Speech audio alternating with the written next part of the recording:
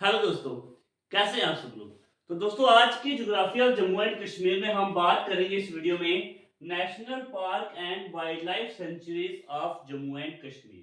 ठीक है, सबसे पहले हम थोड़ी इंट्रोडक्शन ले लेते हैं, तो उसके बाद हम जितने भी नेशनल पार्क्स जो हैं उसको डिस्कस करेंगे इस वीडियो में, और नेक्स्ट वीडियो में हम बात करेंगे जम्मू एंड कश्मीर की वाइल्ड लाइफ सेंचुरीज के बारे में। ठीक है, आइए तो हम सबसे पहले देखते हैं जम्मू एंड कश्मीर में। दोस्तों, हमने ज्योग्राफी में सबसे पहले ये चीज पढ़ी थी कि वैरायटी ऑफ जियोग्राफिकल रीजन जो है वो आपको देखने को मिलेंगे जम्मू एंड कश्मीर में। ठीक है, यहाँ पे आपको प्लेन देखने को मिलेंगे, यहाँ पे आपको हिली एरिया देखने को मिलेंगे, माउंटेन्स आपको हाई रेंजेस के मिलेंगे। ठीक है, उसके बाद आपको स्नो कवर्ड माउंटेन भी देखने को मिलेंगे जम्मू एंड कश्मीर में। ठीक है, यहाँ पे अगर क्लाइमेट की बात करें, वेराइटीज ऑफ क्लाइमेट है, वेराइटीज ऑफ वेजिटेशन जो है वो देखने को मिलेंगी। ठीक है, तो ये सब कुछ जो है या जो हमने भी डिस्कस किया, ये देखिए इससे क्या होगा, बहुत सारे वाइल्ड लाइफ जो है उसको शेल्टर मिलेगा इन सभी जियोग्राफिकल लोकेशन की वजह से, क्लाइमेट की वजह से, डिफरेंट टाइप्स ऑफ वेजिटेशन की वजह से। ठीक है, अलग अलग तरह की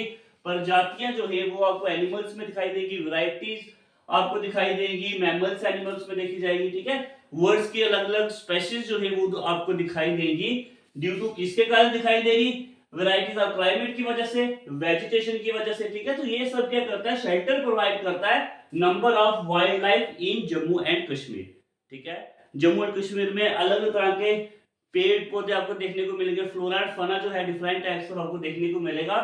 वो इसीलिए देखने को मिलता है दोस्तों क्योंकि ज्योग्राफिकल लोकेशन जो है वो डिफरेंट टाइप से हमारे जम्मू एंड कश्मीर में। ठीक है, क्लाइमेट कंडीशन है वो भी डिफरेंट प्लेसेस में अलग अलग तरह का क्लाइमेट होगा, तो उस जगह में वैसा ही आपको फ्लोरा एंड फना जो है वो दिखाई देगा। ओके, तो उसके बाद दोस्तों हम बात करें wild life include mammal species. ठीक है, बहुत सारी प्रजातियां जो है आपको मैमल स्पेशीज देखेंगे, वर्ड्स में भी बहुत सारी प्रजाति जो है वो देखने को मिलेगी। ठीक है, तो दोस्तों जो national park and wild life sanctuaries जो है, ठीक है, वो प्रोवाइड करती हैं option for wild life tourism. ठीक है, वो टूरिज्म वाइल्ड लाइफ टूरिज्म जो है उनको एक ऑप्शन प्रोवाइड करती है। ठीक है, national parks and wild life sanctuaries. ठीक है, तो उसके बाद वाइल्ड लाइफ वीक सेलिब्रेट करते हैं हर साल फर्स्ट वीक ऑफ अक्टूबर में। ठीक है, फर्स्ट वीक ऑफ अक्टूबर में every year in Jammu and Kashmir. Jammu and Kashmir में हर साल जो वाइल्ड लाइफ वीक जो है वो कब सेलिब्रेट होता है, फर्स्ट वीक ऑफ अक्टूबर में। ओके, ये इंपॉर्टेंट पॉइंट थे। उसके बाद हम देखते हैं national parks in Jammu and Kashmir. ठीक है, अब नेशनल पार्क होता क्या है उसका मीनिंग समझ लेते हैं, तो उसके बाद हम जाएंगे जितने भी नेशनल पार्क है जम्मू कश्मीर में उनको डिस्कस करेंगे। ठीक है, तो देखिए strictly reserve area used for the protection of wild life. ठीक है, जंगली जानवर। ठीक है, जहां हम ऐसा कह सकते हैं फ्लोरा एंड फना जो है, ठीक है, उसको प्रोटेक्ट करने के लिए स्ट्रिक्टली रिजर्व एरिया जो है, ठीक है, बायोडाइवर्सिटी को भी रिजर्व करने के लिए, biodiversity in the sense flora and fauna. ठीक है, तो इन सबको प्रोटेक्शन करने के लिए एक एरिया जो है उसको स्ट्रिक्टली रिजर्व रखा गया। तो वो क्यों रखा गया दोस्तों, इसके पीछे भी रीजन है। देखिए पहले क्या होता था, जो जंगली जानवर उनको हंट किया जाता था। ठीक है, उसके बाद उनको पोचिंग होती थी, अगर हम जंगल में जाए वहां पे लोग ग्रेजिंग, ओवर ग्रेजिंग करते थे। ठीक है, कल्टीवेशन वहां पे होती थी। ठीक है, उन सबको बैन कर दिया गया है। ठीक है, वो चीजें खत्म हो रही थी, पेड़ पौधे ज्यादा कट रहे थे। ठीक है, जो जंगली जानवर है उनको उनकी हंटिंग हो रही थी। इन सबको बैन करने के लिए क्या किया गया, स्ट्रिक्टली रिजर्व एरिया, उस एरिया को बिल्कुल कवर कर दिया गया। ठीक है, तो उस जगह में दोस्तों not permitted on this land, क्या नहीं परमिटेड था, फॉरेस्ट्री वहां पे परमिटेड नहीं है, पोचिंग, हंटिंग, ग्रेजिंग और कल्टीवेशन उस एरिया में बिल्कुल बैन कर दी गई है। ठीक है, और बैन भी कर दी गई है, और उसमें ऐसे कानून भी बनाए गए हैं, अगर कोई हंटिंग करेगा उसके ऊपर भी एक्ट जो है वो बनाए गए हैं। ठीक है, उनको सजा भी मिलती है। ठीक है, तो ये था हमारा कुछ इंपॉर्टेंट पॉइंट्स। तो अब हम डिस्कस करते हैं जम्मू एंड कश्मीर कितनी जो नेशनल पार्क है उन सभी को डिस्कस करेंगे। ठीक है, आइए तो हम आगे चलते हैं।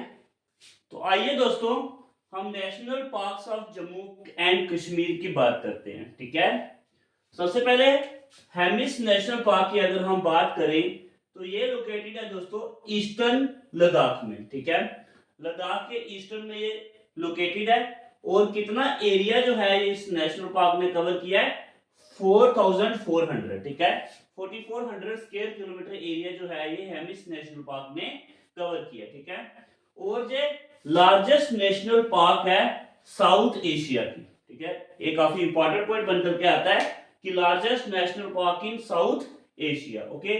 और ये एस्टेब्लिश कब हुई थी? तो हेमिस नेशनल पार्क एस्टेब्लिश हुई थी दोस्तों 1981 में, ठीक है। और उसके साथ हम बात करें highest density of snow leopard, ठीक है। स्नो लेपर्ड की अगर हम बात करें, जितने और भी नेशनल पार्क हैं, ठीक है, वहां पे सबसे ज्यादा जो स्नो लेपर्ड आपको देखने को मिलेंगे वो मिलेंगे आपको हेमिस नेशनल पार्क में, ठीक है। और ये दोस्तों फेमस है 400 साल 400 year old Hemis monastery located with in the park, ठीक है। 400 साल पुरानी हेमिस मोनेस्ट्री जो है वो इस पार्क के अंदर लोकेटेड है, इसीलिए ये फेमस भी है, ठीक है। इस उसके बाद इंडस एंड ज़ांस्कर रिवर जो है ये मिलती है इन द पार्क बाउंड्री, ठीक है। इस नेशनल पार्क की बाउंड्री में दोस्तों इंडस एंड ज़ांस्कर रिवर जो है वो आके मिलती है, ओके। समझ में आया हेमिस नेशनल पार्क? ये इंपॉर्टेंट पॉइंट, काफी इंपॉर्टेंट है, आप इसको नोट्स बना लीजिए, ठीक है, क्योंकि जितने भी मेन पॉइंट जो है वो मैं आपको यहाँ पे पढ़ा रहा हूँ, ओके। फिर से देख लीजिए ये लोकेशन कहाँ पे है, eastern Ladakh area 4400 square kilometre, largest national park in south Asia, established in 1981, ठीक है। Highest density of snow leopard यहाँ पे आपको मिलेंगे, और उसके साथ साथ ये हेमिस मोनेस्ट्री लोकेटेड है विद इन द पार्क, वो 400 साल पुरानी भी है, ओके। और इंडस एंड ज़ांस्कर रिवर जो है ये इस नेशनल पार्क की बाउंड्री पे मिलती है, ठीक है। तो नेक्स्ट देखिए किश्तवाड़ नेशनल पार्क, ठीक है। किश्तवाड़ नेशनल पार्क जो है ये लोकेटेड है किश्तवाड़ डिस्ट्रिक्ट में, और एरिया कवर है 425 स्क्वायर किलोमीटर, एस्टेब्लिश हुई थी 1981 में। तो इस नेशनल पार्क का मेन एम क्या है दोस्तों? इस नेशनल पार्क का मेन एम यही है, प्रोटेक्ट द स्नो लेपर्ड, ठीक है। जो स्नो लेपर्ड है उसको प्रोटेक्ट करना, क्योंकि स्नो लेपर्ड एक इनडेंजर्ड स्पीशीज जो है वो बन गई थी, इनडेंजर्ड प्रजाति जो है वो बन गई है, ठीक है। तो उसको प्रोटेक्ट करने का जो मेन एम है किश्तवाड़ नेशनल पार्क का, ओके। तो नेक्स्ट है हमारा डाचिगम नेशनल पार्क। डाचिगम नेशनल पार्क की अगर हम बात करें तो ये लोकेटेड है 22 किलोमीटर फ्रॉम श्रीनगर, ठीक है। श्रीनगर से 22 किलोमीटर की दूरी पर, और कितना एरिया जो इसने कवर किया हुआ है तो 141 स्क्वायर किलोमीटर का एरिया जो है वो डाचिगम नेशनल पार्क ने कवर किया है, ठीक है। और दोस्तों ये पार्क प्रोटेक्ट की गई थी 1910 में, ठीक है। 1910 में इसको जो कवर कर दिया गया था, प्रोटेक्ट कर दिया गया था, लेकिन ये एस्टेब्लिश हुई थी महाराजा ऑफ जम्मू एंड कश्मीर में 1981 में, ठीक है। 1981 महाराजा ऑफ जम्मू एंड कश्मीर के द्वारा इसको एस्टेब्लिश किया गया था, ठीक है। और उसके साथ हम बात करें fauna include hangul and Kashmiri stag, यहाँ पे आपको फना मिलेगी, कौन कौन सा हंगुल और कश्मीरी स्टैग जो है ये आपको देखने को मिलेगा, ठीक है। और उसके साथ साथ 150 स्पीशीज ऑफ बर्ड जो है आपको इस नेशनल पार्क के देखने को मिलेगी, ठीक है।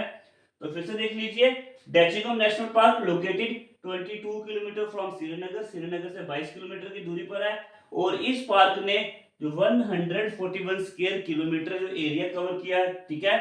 और इसको प्रोटेक्ट किया गया था 1910 में, और एस्टेब्लिश हुई थी 1981 में, ठीक है। उस एरिया को कवर कर दिया गया था 1910 में ही, और महाराजा ऑफ जम्मू एंड कश्मीर के द्वारा 1981 में इसको एस्टेब्लिश किया गया था, ठीक है। और फना इंक्लूड हंगुल या कश्मीरी स्टैग, और उसके साथ साथ 150 स्पीशीज ऑफ बर्ड आपको देखने को मिलेगी डाचिगम नेशनल पार्क में, ठीक है। आइए तो नेक्स्ट हम बात करते हैं सलीम अली नेशनल पार्क, ठीक है। सलीम अली नेशनल पार्क की हम बात करें तो ये श्रीनगर डिस्ट्रिक्ट में लोकेटेड है, ठीक है। और कितना एरिया इसने कवर किया है? 9 किलोमीटर का एरिया जो है इस नेशनल पार्क में कवर किया है, ठीक है। तो इसका पहला नाम क्या था? सिटी फॉरेस्ट नेशनल पार्क, ठीक है। सलीम अली नेशनल पार्क का अर्लियर नेम क्या था? सिटी फॉरेस्ट नेशनल पार्क, और ये एस्टेब्लिश हुई थी 1992 में, ठीक है।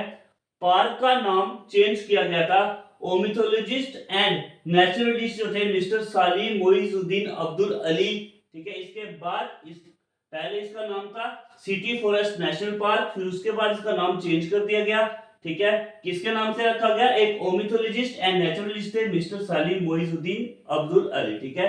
तो इसके नाम पे ही रखा गया सलीम अली नेशनल पार्क, ठीक है।